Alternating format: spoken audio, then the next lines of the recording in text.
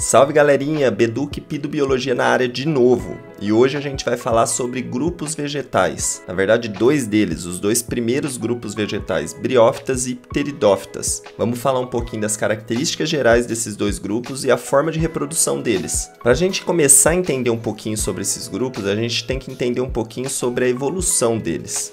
Toda planta começou na água, assim como qualquer forma de vida, a partir das carofícias, que eram grupos de algas unicelulares microscópicos. E aí, quando esse grupo das carofícias quis começar a conquistar o meio terrestre, foi quando começou a surgir os grupos vegetais. E aí, o primeiro deles são as briófitas, que é o que a gente chama de grupo de transição, porque é aquele grupo que conquistou o meio terrestre, mas ainda não conquistou 100%, porque depende totalmente da água para a reprodução ainda. A gente tem isso também nos animais, por exemplo, nos anfíbios, que é um grupo de transição entre meio aquático e meio terrestre. Mas o que as carofícias ganharam para poder dar origem às briófitas? Então foi embrião multicelular, anterídeo e arquegônio e plasmodesmos. Embrião multicelular, o que vai tornar o indivíduo pluricelular ou multicelular. Anterídeo e arquegônio, que são as estruturas produtoras de gametas. Anterídeo, produtor de gameta masculino e arquegônio feminino. E os plasmodesmos são estruturas de comunicação entre células vizinhas, já que a gente está lidando agora com o indivíduo multicelular. De briófita para pteridófita, os ganhos foram raiz verdadeira, a gente já vai comentar sobre isso, xilema e floema, que são vasos condutores de seiva, e esporófito dominante. Daqui a pouco a gente vai falar disso também. Já das pteridófitas para as gimnospermas, que são os pinheiros, o que acabou tendo de ganho evolutivo? Sementes, extremamente importante para aumento de dispersão e abrangência de área. Tubo polínico, o que garantiu a independência da água para a reprodução. Essa é uma informação extremamente importante que você tem que ter no teu post-it na frente da tua cara aí, o tempo inteiro. E o tronco, que isso fez com que a planta pudesse ser maior e abranger uma área muito maior. E por fim, de gimnospermas para angiospermas, o surgimento das flores. Estruturas reprodutoras que futuramente deram origem aos frutos, que protegiam as sementes. Com aumento de proteção da semente, maior abrangência de área, maior dispersão e maior sucesso em ambiente terrestre. Mas como a gente está lidando com um vídeo curtinho aqui agora, então a gente vai trabalhar com os dois primeiros grupos, briófitas e pteridófitas. Então vamos lá, vamos começar. No geral, as briófitas, eu classifiquei aqui as características delas em dois grupos. A gente tem as características gerais, que são importantes, mas eu coloquei aqui, ó, características importantes, destaquei até em vermelho, porque essas são características que você tem que ter na ponta da tua língua. Sempre que alguém perguntar para você sobre briófita, é isso daqui que você vai ter que falar para ela, assim, de bate-pronto. Então vamos comentar um pouquinho delas. Então, primeiro, características gerais.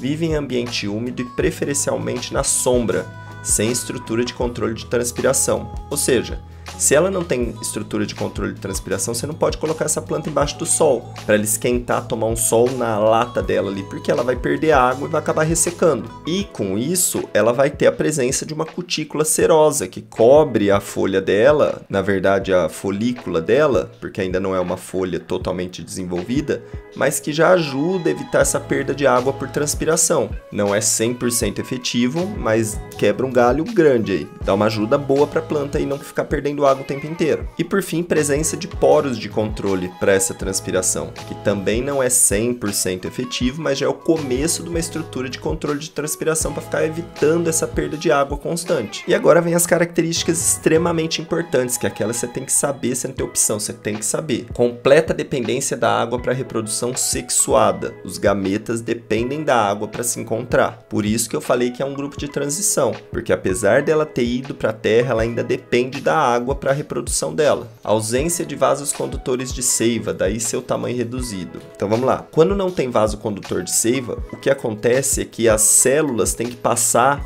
nutrientes e gases e tudo mais de uma para outra por meio de difusão. E a difusão depende de concentração. Então chega um ponto que, se essa planta for muito grande, as últimas células lá da ponta lá acabam não recebendo nutrientes e começam a morrer. Por isso a ausência do vaso condutor de seiva faz com que essas plantas não tenham um tamanho muito grande. As briófitas vão ter um tamanho médio aí, ou talvez até máximo de 20 centímetros de altura, que é o que dá para fazer com difusão. Imagina ter que passar nutriente de célula para célula numa planta que tem 3 metros de altura, 2 metros de altura, não chega lá em cima. Presença dos rizóides, que são raízes que não são consideradas verdadeiras. verdadeiras, por isso até que não é chamado de raiz, é chamado de rizoide. O rizoide, ele tem a função exclusiva de fixação no substrato. É por isso que você vai ter briófita presa em galho de árvore, você vai ter briófita em pedra, você vai ter briófita na própria terra. Ela consegue se fixar em qualquer lugar. E aí, se ela não tem raiz, como é que ela consegue os nutrientes dela? A água, principalmente pela umidade do ar. Ela absorve essa umidade do ar, ela absorve essa água da umidade do ar por meio dos filóides dela, que são as folhas que ainda não são totalmente desenvolvidas, o cauloide, mas pouquíssimo pelo rizoide, porque ele está ali com a função exclusiva de fixar a planta no substrato. Então por isso que ela também depende de ambiente sombreado, porque se você coloca ela no ambiente com sol, a umidade do ar diminui e ela não tem de onde tirar a água. E aí os sais minerais ela vai tirando por meio do contato com o substrato mesmo. E como é que rola a reprodução desses indivíduos? Então vamos lá, eu vou mostrando aqui, eu vou narrando na verdade esse esqueminha e você vai acompanhando. A gente começa ali ó, com dois gametófitos haploides, masculino e feminino. A gente começa ali ó, com os dois gametófitos haploides adultos. Lá no masculino a gente vai ter o anterídeo, lá no feminino a gente vai ter o arquegônio, onde o anterídeo produz o anterozoide, que é o gameta masculino, e o arquegônio produz a oosfera, que é o gameta feminino. Ah, importante que eu lembrei de te falar. Quando a gente olha uma briófita adulta, o que a gente está vendo, na verdade, é o gametófito, que é o indivíduo produtor de gameta. E na briófita, o esporófito, ele acaba sendo passageiro. Ele aparece para poder fazer a reprodução e depois que a reprodução acaba, ele desaparece. Por isso que a gente tem o gametófito como indivíduo duradouro, o indivíduo principal. Bom, na sequência, com a ajuda da água, o anterozoide acaba fecundando a oosfera lá dentro do arquegônio. E aí isso faz o surgimento do embrião, que é um embrião já diploide, porque você juntou dois gametas haploides. Desse embrião é que é desenvolvido o indivíduo esporófito. E no indivíduo esporófito ele vai ter a haste, que é a estrutura que segura ele, e lá na ponta vai ter a cápsula, que vai ser aonde vai ter a produção dos esporos. Esses esporos são haploides, então eles são produzidos por meiose, e aí quando eles tocam o solo, eles acabam dando origem a novos indivíduos adultos gametófitos. Então isso é extremamente importante. Indivíduo gametófito produz gameta, o gameta fecunda, produz o indivíduo esporófito. O indivíduo esporófito produz esporos, o esporo germina e produz o indivíduo gametófito.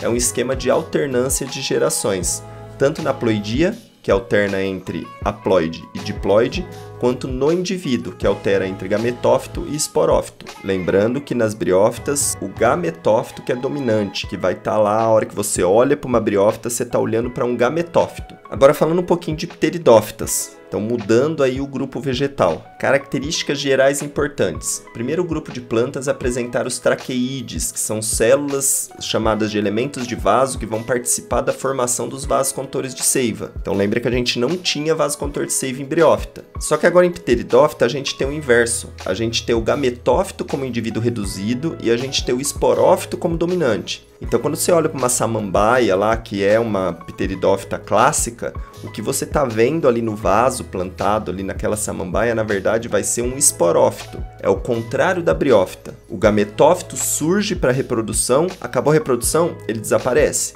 E a presença dos soros, que são as estruturas produtoras dos esporos, que vão estar, muitas vezes, em estruturas chamadas de estróbilos ou cones. E agora aquelas características importantes que tem que estar na ponta da língua.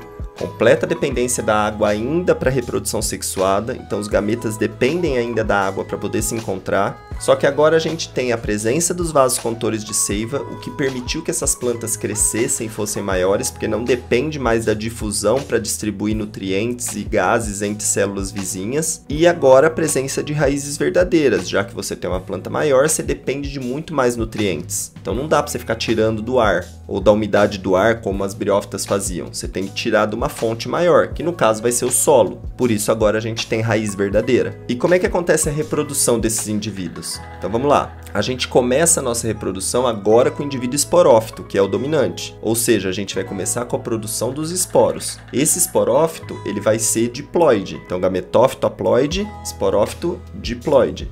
E aí ele vai produzir, por meio dos soros dele, os esporos que são esporos haploides, que vai produzir por meiose. Esses esporos vão cair no ambiente, vão germinar e dar origem ao indivíduo gametófito, que é chamado de protalo. Nesse protalo pode ter de duas formas. Você pode ter o ciclo chamado de homosporia, homo igual, então é quando o esporo gera um protalo só e nesse mesmo protalo você vai ter as duas estruturas reprodutoras, tanto masculina quanto feminina, ou você pode ter o ciclo por heterosporia, que é quando um esporo vai originar um protalo masculino e um outro esporo vai originar um protalo feminino. E aí os gametas vão ser produzidos em protalos diferentes, mas o resto da reprodução é igual. E aí, mesmo sendo um protalo único ou dois protalos, para um gameta encontrar o outro, ele vai depender da água. Então o gameta masculino, que é um pterozoide, vai sair, vai chegar até lá no arquegônio, fecundar a oosfera dentro do arquegônio, vai dar origem ao embrião, esse embrião vai se desenvolver e vai dar origem a um novo indivíduo esporófito adulto.